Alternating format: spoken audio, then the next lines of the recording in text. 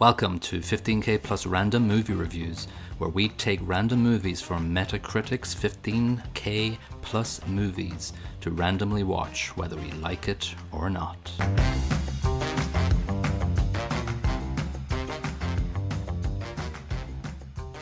Hello and welcome to episode 23 of 15K Plus Random Movie Reviews. This is Colin. And this is Niall. And this is The Wind and the Line, movie number 5,830 on Metacritic's all-time movie list. It's got a Metascore of 67 and a user score of TBD because nobody has bothered to review this movie. So that's saying something. It's obviously not something that's stuck in people's memories as a classic. It's not Lawrence of Arabia. You know, it happened and people forgot. Yeah, it tries to be, but it just doesn't get there. It's 119 minutes long. It had a budget of 4.5 million and it took in a box office of 9.2 million. In brackets, it says rentals after that, so maybe it went to the video shelves quite quickly, but at least, hey, it came, doubled its money or whatever. So, director was quite a famous person, actually, John Milius. He wrote Apocalypse Now, which was interesting. Yeah, quite. Yeah, but then he followed it up with Conan the Barbarian, which... Don't knock it. Oh, I love it. It's just I wouldn't consider the writing part of that all that important. I am Conan. I hit you with sword. Now the movie is over. There you go. The end. Yeah. I think he got. Did he get an award for? No. He wrote. I had to tie this in, but he wrote a movie called Geronimo, and it was one of Matt Damon's earliest roles, 1995. Just had to put that in there. Your favorite actor? You needed to mention that. Yeah, he pops up there. In 2007, he got an Austin Film Festival award for distinguished screenwriter, and he cited this movie as one of his favorites. Really? Oh yeah. Wow, because Apocalypse Now, it really is exceptionally well written. This is kind of flat, you know. There's not a lot of nuance to this, I don't think. No, definitely not when you compare it to Apocalypse Now. There's a couple more interesting people I wanted to mention. Herb Jaffe, the producer.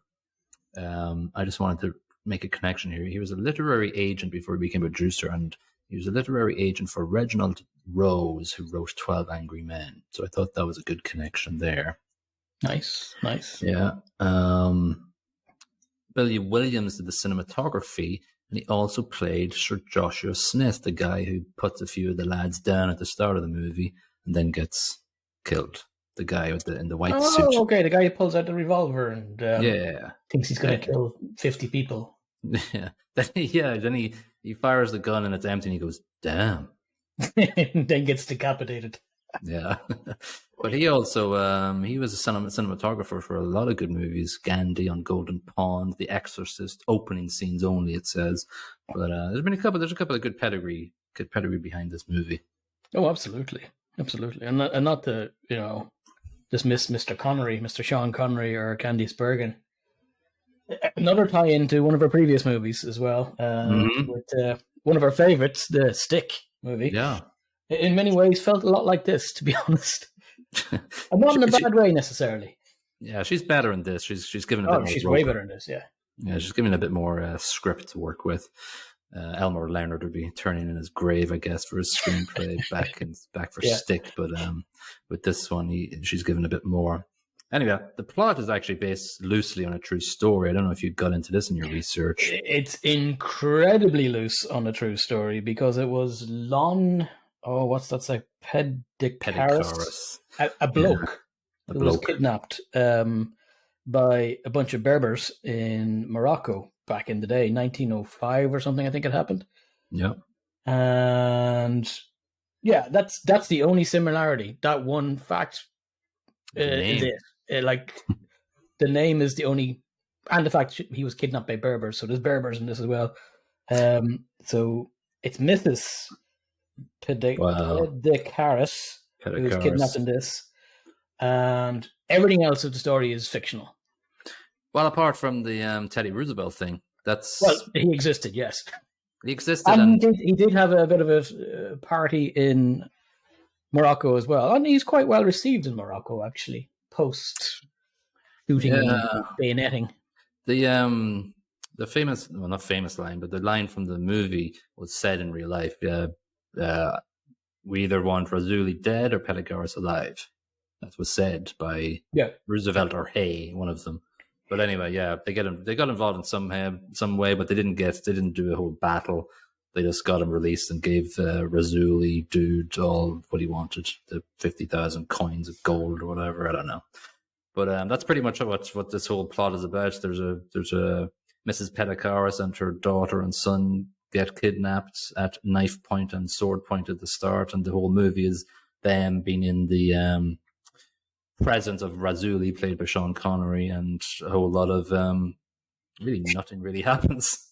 A lot of shenanigans where Sean Connery is Sean Connery, and that's not necessarily a bad thing. He has a lot of screen presence, like you have to give Sean that. But as for playing an Arabic Sultan style guy, he doesn't really try very hard with the accent. I think maybe there was one line where he attempted and he just gave up after that. Yeah, it definitely came across that he just was phoning it in a bit, but hey, they probably just said, be yourself. Well, yeah, why hire Sean Connery if he's going to put on a weird accent? You want Sean Connery's accent. Yeah, it's definitely not Arabic. But anyway, getting over the whole fact that, in 2023 this wouldn't be made because nobody Arabic plays any Arabic roles in this. And it's a little bit, it kind of portrays the horde or the Razuli clan as quite animalistic at times. The Berbers. Well, in fairness, the Berbers did exist and they were cutthroat, pirates, effectively, without a boat. They were bandits. Sand bandits. Sand bandits, yes. So I did find his depiction of the educated savage kind of, I would imagine, probably insulting nowadays. Because he's the one guy in his whole clan who can read and he's got a bit of, culture about him and all that jazz. And everybody else is running around shooting into the sky, which is not a great sort of depiction of Arabic people. Yeah, it happens a lot. A lot of shooting guns in the sky and a lot of horse running around and stuff like that. The movie starts off with the big house, a horse house attack I put down. Yeah. Nice colonial English or American colonial house. Candy sends off for a nice bottle of Bordeaux, red Bordeaux. There's some shenanigans outside. There's a bit of smashy. And then the butler comes in with the Bordeaux. Fair play to him. Yeah, he balanced that well. Yeah, that was very good. But then he keels over and spills it. So when William, the son of Candice, or Mrs. Peligaris, says, he's got a knife in his back. Yeah. Without any emotion. Look, the butler's dead. He's got a knife in his back. Yeah, I kind of love that line. It's straight away. It was a nice starting line, for that kid. It's classic line, and I think it's going down in the annals of 15K. Oh yeah, it's down there with chickens. It is. It felt very similar to it. It's like it was said with such. I guess in the script it looked more serious than it sounded, and it's like, yeah, that's weird. But in fairness, I think the kid, maybe the line would have a bit more punch if it was delivered by a decent child actor. I don't know about that. I think it's a weird, stupid line. It's like he's got a knife in his back. It's like it's just weird. I don't know. Like it's like it wasn't a, oh my god, he's got a knife in his back. It was a knife in his back. Interesting. It's like later on when they start beheading people, he should have turned around and said, "Oh, he doesn't have a head." Yeah. They missed it. They missed the trick there. Anyway, so actually I was quite. Oh, actually, I wrote down something. Lampshade hat. That was good. That was good. Yeah. They rode the horses into the house. Yeah, what's wrong with that? Oh, I guess that's what they do. I didn't like. Actually, it was weird. Like the poor chef is standing in the living room, and they just stab him to death. It's like, leave him alone. He's just a chef. Yeah, he's just asking for an omelette. He'll be fine. I was actually surprised that Sean Connery was playing the Arabic. Daddy. I wrote that down as well, because I wasn't sure who he was in this. I didn't really read the synopsis beforehand. But when he sat there on the bench after all the stabbing and the beheading and such, and then he turns around and I went, oh, Sean's the bad guy. Damn. Yeah, I thought he was going to be the person that comes and saves them. Nope, not at all. No. And I just really, his entrance was weird. Like, it became a comedic horse dance thing, and he falls off his horse, and Mrs. Paradurus, Mrs. Pedicure, that girl, yeah. Mrs. Pedicure says that she's laughing, and he goes up and slaps her and goes, "Do not laugh at me again." Damn right. But like it that's what my problem with the movie is that it goes into comedic areas at points, and then it goes into chopping people's heads off at point, and it's just got this weird balance. Yeah. It never sits right for the entire. It's a very inconsistent tone because it goes from decapitation comedy to slapping people around the place, like violence. So the violence doesn't stick because of that, and the comedy doesn't stick because you just watch people being decapitated. So it's a roller coaster that doesn't feel great. Yeah, you just don't know what to feel about the actual movie. Like, what is this? Like, if it went just pure, like, making that comedic horsey entrance with Sean Connery was stupid. Like, bring him in, make him a bad guy, but like then develop him as obviously a character that we have to actually feel something for. But I never feel anything for any of the characters. There was a feeling of when he was talking to Mrs. Pedicure. And it is that slapstick daftness that really doesn't fit in this movie, in my opinion. No, for sure. So that's where I felt an association with Stick, you know. It's kind of serious, but there was a bit of slapstick as well. And yeah, the tone doesn't gel well together. These two separate tones just rounding together with no segue. Yeah, so then we pretty much have three basic core storylines to follow. You've got obviously Mrs. Pedicure and the kids in Rajul's captivity. Then you've got Teddy Roosevelt over in America talking about, hey, listen, we need to do something that's going to help with your presidency if we actually save her or whatever.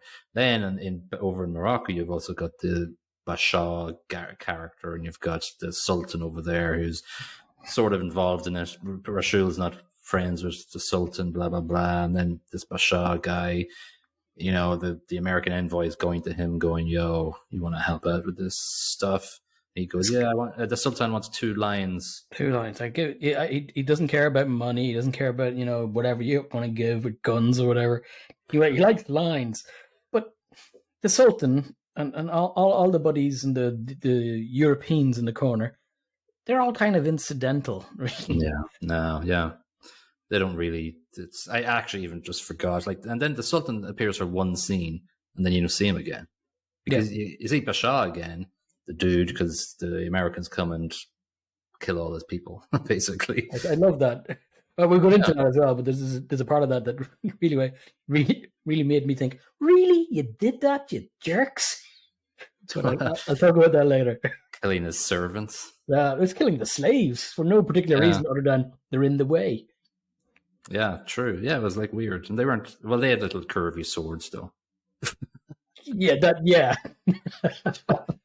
a machine gun and 500 men at the side, and he's got a spiky stick. That's killing. Yeah. All right. So there's a major part. Well, not major, but nothing was really major. But Rajul gives some sort of. He talks a lot in riddles and stuff, and that's where the wind and the line come about. And not riddles, but like analogies. So he's got some well analogy, and I think it really actually feels like Daniel Day-Lewis's "There Will Be Blood" sort of well analogy in that movie. It just reminds me of you have a well, blah blah blah. I have a well. I come and drink it all up. Drink it all up. Yeah. No, but like not then delivered nearly as well. Let's be honest. No. And then you've got like, so that basically, that analogy then happens, then some beheadings happen. So it's just weird. The beheadings are like, oh, really? This is that type of, like, okay, they killed some people in the mansion attack, the house horse attack. Yeah. They killed some people, but it was off screen a little bit. Again, felt a bit comedic as you're running around killing people with a lampshade on your head. Yeah, true, yeah. And then they actually closed up on the lampshade on the ground when the horses left. They're like, what sort of segue shot is that? It's like, focus on the lampshade. It's the most important part is the broken lampshade, not the dead people. No, the lampshade. Yeah, what about poor Billy Williams? So Joshua Smith on the ground. Why didn't you show him? He took a few of them out. He was died brave, a hero. No, the real hero is the lampshade. You're missing the point. All right, so yeah, and then the beheadings, the way it's shot as well, I thought it was pretty well done because they kind of show it half. They don't show, obviously, the head's been cut off, but then a sort of a fake head lands on the ground. Yeah, but you don't see anything because there's a leg in the way or something. So I figured they got around that pretty well. Then they've got this whole, she has this chess scene with him. And, it's like, what are you playing chess with him for? You just shot your best buddy, Sir Joshua Smith. She obviously didn't give an F about Mr. Joshua Smith. No, and this is one of the major problems that I have with the movie. Mrs. Pettigrew and her kids see this guy massacre people and they become friendly with him. And it's Stockholm Syndrome by a billion. And it's just weird. Yeah, well, it's Stockholm Syndrome. It doesn't really pass go collect $200. It goes straight there. It's... Now, there is a scene where she tries to leg it. And the guy she bribes to get her out of there is a worse type of brigand.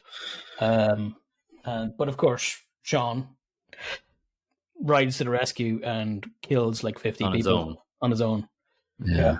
And then she lovingly gets swept up into his arms and tells the kids to grab a couple of horses on their own.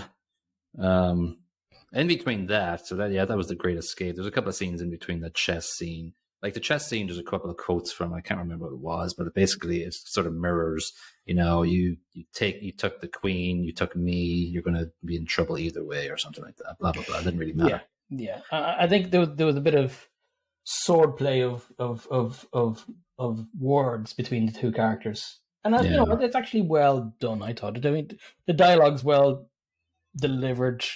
Candace is pretty decent with dialogue. Sean. I actually kind of enjoyed the scene, but as you say, it's an unusual position for them to be in, considering he just killed all of her servants and one of her best buds. Yeah, and so like it really needed to have been balanced better before this. Like if he had not killed anybody, if he had not fallen off his bloody horse in a comedic clown aspect, and this whole scene was set up for this maybe later on in the movie, then they could have had a couple of reflective moments over the chess game, but unfortunately not.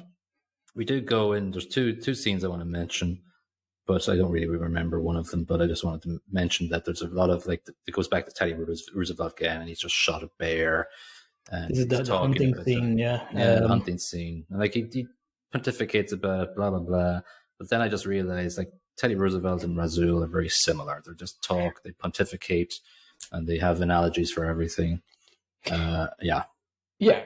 What I love about that hunting scene, I don't know if you've seen it in the background, but when he's talking about the bear that he just killed and why it's not a great thing that he's killed the bear, which I'm like, fair enough, yes, you should feel sorry for killing a bear.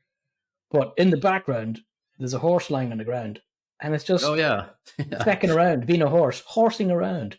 I like what that. I loved. Yeah, completely unscripted, because horses can't be scripted, but... No, definitely. I was like, oh, that's cool. And I bet the director was going, yeah, that's great, actually. That's pretty leave cool. that in. Yeah. It goes swiftly onto this crazy Sultan scene where he's playing bike football. Well, it's bike football, really, not even polo.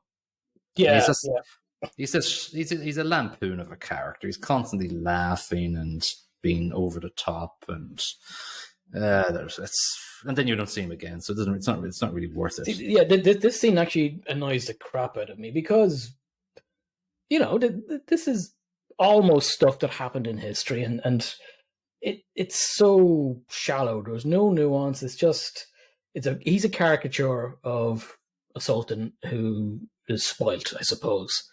But it doesn't go into anything beyond that. And there's no motivation for what he does. No. And everybody, the ancillary characters around him are basically just painted in scenery. Like it's rubbish. Yeah. And then at this point in time, I'm writing down in my notes. There's so much bloatedness in the scenery shots. Like there must be 30 minutes of just no dialogue, pictures or scenes of the horses. And I understand that they probably got dozens, if not hundreds, of extras to ride horses and scenes, but they just go on forever in between scenes, and it's just so annoying. Yeah. And the thing is, some of the scenes are quite well shot and they're quite well chosen, sure, but they're too long. They're way too long. And then, like, if we hop over to America, then they're going, yeah, let's do military intervention. At this point in time, though, we haven't seen Rasul/Connery on the screen for probably a good half an hour or 20 minutes at least. There's been we've had Teddy Roosevelt pontificating on his bear hunt. We've had the Sultan bike football. Then we had Teddy Roosevelt posing his bear for a photo. Something like that, and something about a Remington rifle that I can't remember. I think it was his. Yeah, he was giving out about his Winchester not being fully customized to his specification. Yeah. So by that point, like they're basically saying, yeah, let's do the military intervention, whatever. But this is the lads in, where is this now? This is the American lads. The Navy arrives in. Oh yeah. Tangiers Bay, and then they start prattling on about having the biggest stick, which, in fairness, is Teddy Roosevelt's policy at the time was walk tall and carry a big stick. Speak soft and carry the big stick, which is basically the policy of go into negotiations, but kind of point a gun at somebody's face, but be nice about it. Yeah. So yeah. Again, that's just brushed over. They just say big stick. I think they say it 5 times. Never really explains it. Did you have an issue with the audio at all for dialogue? I found it hard to hear certain things. I found the level was a bit off. Yeah. Sometimes the background sound kind of washed over a little bit. Yeah, I felt that. Maybe it's just, the decades have gone past and the devices we're listening to them on don't suit it anymore. But anyway, so I just felt, I don't even remember what Rasul's doing or Connery's doing. So after this, we get the escape scene. And again, there's one piece here. I don't know if you spotted it. It made me chuckle. Was there was a guard as the Mrs. Pedicaris and the 2 kids are going out. So she sends the 10-year-old son with a flower pot to knock out the guard. Which I'm 2 thinking, flower right? pots. Yeah, but that's the thing. One, why are you sending your son? You're bigger and stronger. Use yourself, God damn it. 2. If I get hit over the head with a flower pot, I don't just sit there going, ooh. Wow. I'll let him go and get a second one to finish the job. I was like, 5-6 seconds between flower pots. Yeah, I'm not getting knocked out by a flower pot, especially from the weight, the strength of a little boy. Yeah. And this is supposed to be a burly Berber, a hardened criminal. Yes, a tiny little flower pot from a 10-year-old. That'll take me out. Plonk. So, yes. No, but then, like we mentioned before, they escape, and obviously the next bandit hideout is they're a bit more primeval. Yeah, like they're like sand people from Star Wars. The way they're portrayed, like they're just. I think the director just dehumanizes them, and then Connery comes and does the rescue. And at this point in time, also I wanted to point out something. There's way too many horse face plants into the ground really hard. That made me uncomfortable. Like a lot of when the horses get injured or shot, or the riders get shot, or these horses planted nose down into the sand a lot. And I'm like going, what the hell? Like, this is 1975, baby. Animal welfare wasn't something they cared about back then.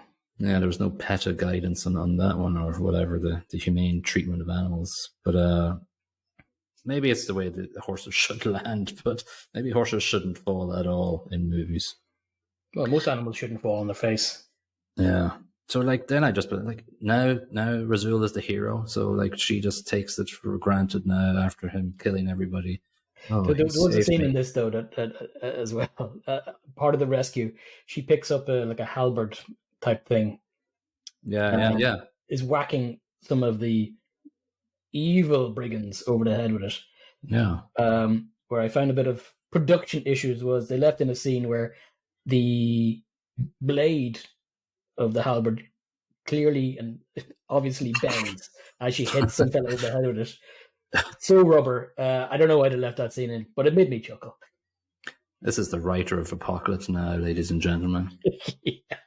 It was a Benny Hill-esque fight scene, which another head rolled in this scene as well. Yeah. Oh, off the horse, yeah. Yeah, and she's killing people left, right, and center with that big spiky thing. Yeah, she's like a ninja. Yeah, so it's like, oh, okay, fine, you're killing people now. That's great. Yeah. Again, killing a bunch of hardened criminals. The same woman who couldn't knock out one guard by herself had to send her son, yet she's able to kill 4 or 5 lads. Okay. Yeah, it's surprising she didn't hand a friggin' spear to her daughter. Here. Should have, just to be consistent. Yeah. Anyway, this is the next big massive scene, which seems to last for like half an hour, is when the Yanks land, and it's like 20 minutes of them stomping to the Razul's place. It's like jump, jump, jump, jump, and they last forever. And it's like, could you fucking get on with it? Yeah. It's there was too much marching. So looting for 5 minutes. It wasn't marching; it was parading. Yeah, it was like just a little. I don't know about you. I am no military expert, but if I'm carrying out a military operation, I do not announce my presence 3 kilometers out. This is 1904. This is if you know your warfare history, you know you're not too far away from the American War of, what is it? Independence, 1870 or something. Yeah, and we're just right before World War One as well. Yeah, so you're still dealing with like rows, like when they line up outside the dude's palace or whatever, they still do the whole War of Independence, like front row kneels, second row stands, and the rest of the guys minding the Moroccan palace are just standing there going. They're looking at them. What are these guys doing? What are you pointing at us? They look like guns. What are you doing that for? Fire, dead. Yeah, I found that bit a bit unbelievable, obviously. You don't sit there looking at guys slowly lining up with guns. Yeah. You might shoot. I personally would have shot. Fire with your cannons, you turnips. Yeah. Anyway, we're nearly getting to the end of this movie. It's, Razul has a story time. I wrote down blah because I just don't even remember what the story time was. We see Teddy Roosevelt doing some shooting practice and his buddy Hay going, you could kill somebody or something, but I wasn't really interested in dialogue. Tells his daughter, oh, by the way, I've gone blind in my left eye. Boxing match, don't tell the missus. Yeah. There's more horse montages. And then they're going basically to do the handover. Then basically they got word that you're gonna get handed over, blah blah blah. And then Mrs. Pedicure says, "Oh, what's your first name?" to Razul, and he goes, "My first name is," and then he strings off 5, 6 names. Molly. She goes, "Well, my first name is blah blah blah." It's like, come on. Eden. I wrote it down. Oh, well done. Thank you. I was like, I couldn't be bothered. I don't know why I did, to be honest. No, I couldn't. No relevance to the story. Anyway, to cut a long story very short, they got ambushed by Americans and Germans, and Germans, yeah, and here's another of my problems. So the Americans, while attending the ambush, are also saying we're actually not part of the ambush. Yeah. Which, okay, I'm calling BS on that one. And then the portrayal of the Germans is very 2-dimensional. Oh, here's the Krauts. They're up to no good again. Got the pointy hats. Yeah, the pointy hats and the super Aryan general looking after them. Roll. So it's such a caricature. Yeah, well, the entire movie was a caricature of Arabic, not Arabic people, but the Moroccan. What do you call them? What's the tribe? The Berbers. Name? Berbers. Yeah, Berbers. Sorry, I didn't write that down. Anyway, the Americans take them away and go, "Yo, we have to stay here till morning time or whatever." I don't know why. And I think the funniest part of the movie is when William is falling asleep and the montage of all the good things that Rasul did, but no beheadings. I would have laughed if the beheadings came up like a Naked Gun movie, like all the good things, then all these horrible, evil things as well. But it was all the good things about, oh, here he is. He took us on horseback. Oh, here's us picking flowers. Oh, here's us, cross it in a knitting pattern. No mention of the extreme PTSD a 10-year-old kid would receive over this. Like the stuff he just witnessed. Holy crap. And then the most stupidest scene is when the family takes over an entire platoon. Come on. Yeah, Mrs. Pedicure pulls a knife on the American captain and says, we're leaving now and we're going to fight all that German brigade out there and we're going to save him. And then the American guy, this is the worst part, because that's already stupid. Incredibly stupid.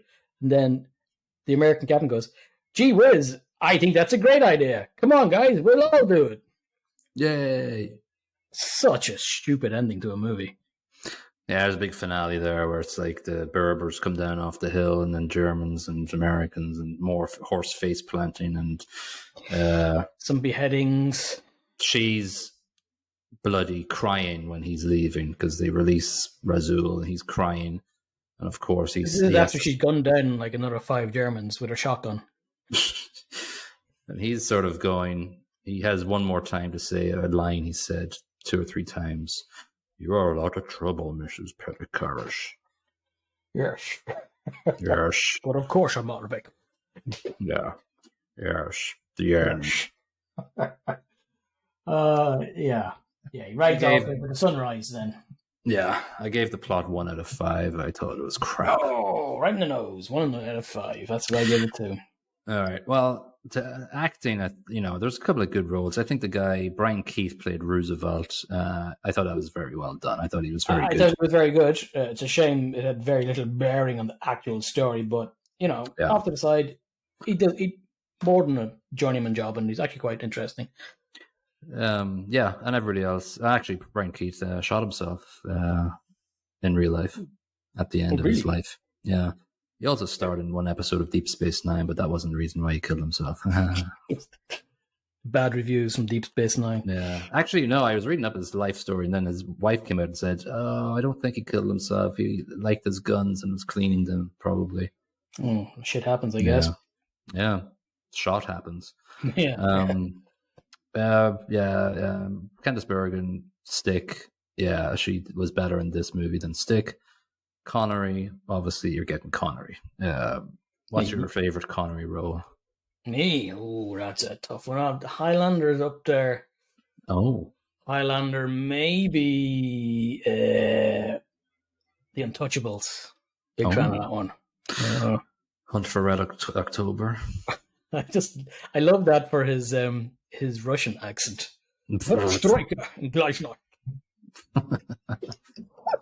I think Face Off, or not Face Off, The Rock, I think. Yeah. Yeah, it's pretty good. Amazing. Well, that's good because we've got Sean Connery and Mr. Cage. Oh yeah, double whammy. Double whammy. Cheese it up maximum. Of course, there's Entrapment, but that's not good. I know, but it's got that famous scene where she's going under the lasers. Yeah, well, that's good for a different reason. Yeah, not because of acting ability. No. The dude that played Hay, Roosevelt's left-hand man or whatever, is named John Huston, and he directed Maltese Falcon and also directed Escape to Victory, if you remember that weird football World War II movie with Pele and Sylvester Stallone. I actually enjoyed it as a kid. You know what? Here's the thing about this movie. I would have enjoyed this as a kid. Yeah, true. You know, at the same age as William, I've been, oh yeah, this is good, but you know, there's a couple of head choppings though. You know, like as a parent, you want your kid to watch this. I think it's PG. It's weird. Yeah, there's no real violence actually shown. No, but there's head rolling on the ground. The concept of violence is in the background. And he swings a sword, but you don't see it connect, and you see the side effects of it. So you as a parent have to go, I wonder, do I allow my kids to watch this, or do I allow them to watch a good movie? Yeah, if there's going to be violence, I'm going to allow my kids to watch. It's not going to be this one. It's going to be something else. Anyway, just wrapping up. I thought Conan the Barbarian, obviously. Yeah, Conan the Barbarian. Captain Jerome, the guy who led the American thing, he just gave me. He's played by Steve Canale. He's done nothing, but he just reminded me of Brad Pitt a little bit esque, really? You know. And he's got that pencil. He reminded me of Inglourious Bastards. His role in that, and just I don't know. He said some things that remind me of him. The daughter is played by Polly Gottesman, who now owns an organic farm in Portland, Oregon. That is some weird ass facts to dig up. Yeah, well done. She didn't act at all for the rest of her life, I don't think. The son did a lot of stuff, but nothing too crazy. I gave the acting 2 out of 5 just because of Roosevelt. I thought that was fine. And probably Candice Bergen too, I guess. And Connery because he's Connery. I give it 2.5 because I'm a massive Connery fan. All right. Sound brackets track. Now, you've the usual saga, like intro music, and all throughout it, you've got this glorious orchestra, blah blah blah.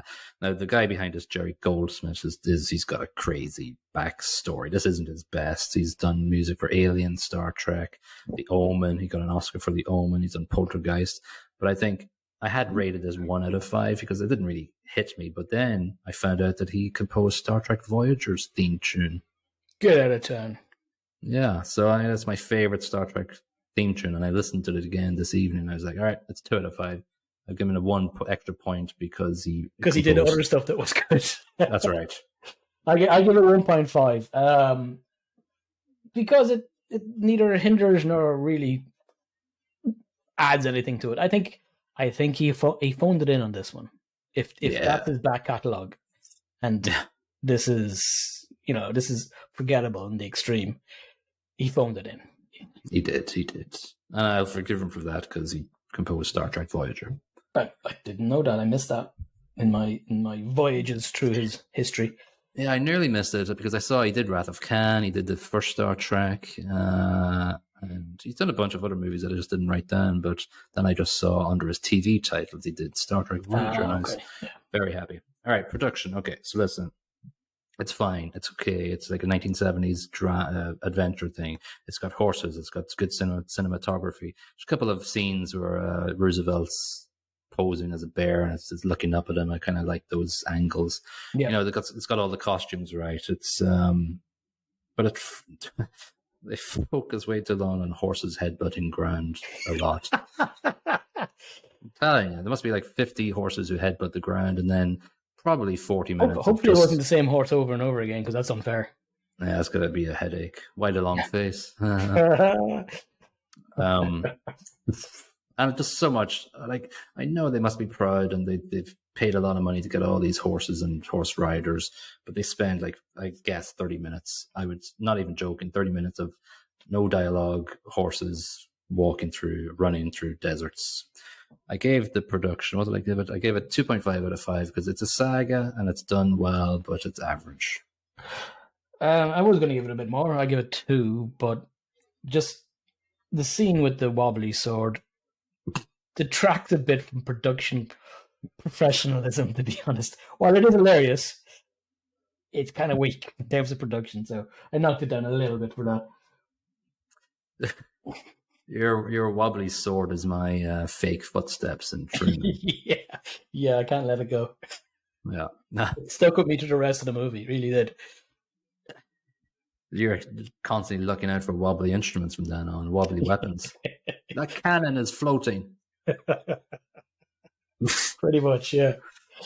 Pauline Kael in The New Yorker gave it 50 out of 100. She says, when the actors begin to talk, which they do incessantly, the flat-footed dialogue and the amateur's acting, especially by the secondary characters, take one back to the low-budget buffoonery of Maria Montez and Turhan Bey, don't necessarily disagree. Like, especially about the secondary characters being super weak.